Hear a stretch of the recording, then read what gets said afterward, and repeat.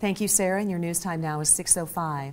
Well, today is the first day of our special coverage about emergency preparedness. Our Wake Up Montana reporters will be talking about preparing for the worst case scenario in the case of a flood, fire, or even a bear attack. Well, this morning, Megan Boykoff will be talking about what to do if you're lost in the woods. And that is a pretty scary scenario, Megan.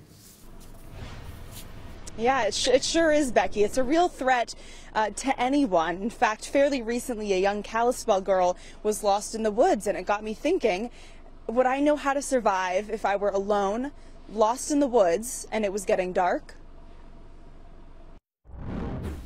It's happened before. 1, 2, 3 days pass, and search and rescue crews are still looking. Getting lost in the woods isn't unheard of in Montana, even for experienced hikers and hunters.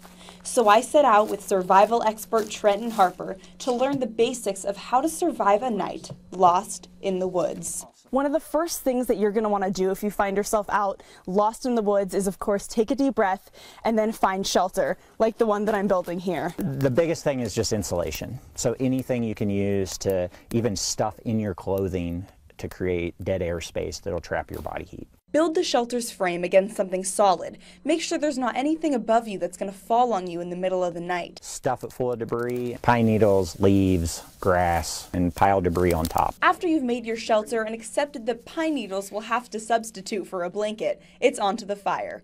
Harper outlined the steps: digging a pit and removing roots that could cause a wildfire, setting up rocks along the perimeter, and gathering tinder comes first. Keeping a striker on you is something Harper recommends. That'll be a helpful tool to keep warm during a cold Montana night. For me, the third strike was the charm. The biggest killer, the immediate killer, is just becoming cold and hypothermic.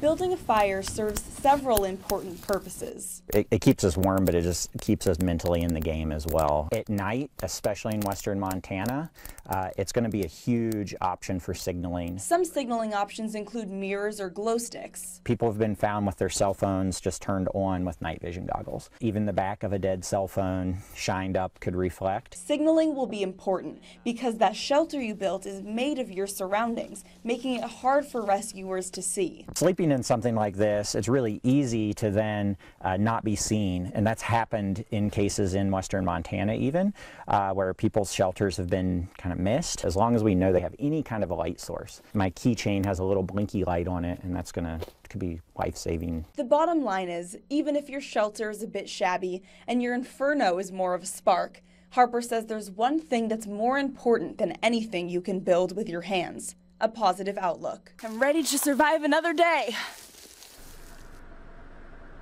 Have you ever gone a day without drinking water? Have you ever gone 3? Coming up in just a little bit, we'll be talking about how to find water, and you just might see me eat something that's not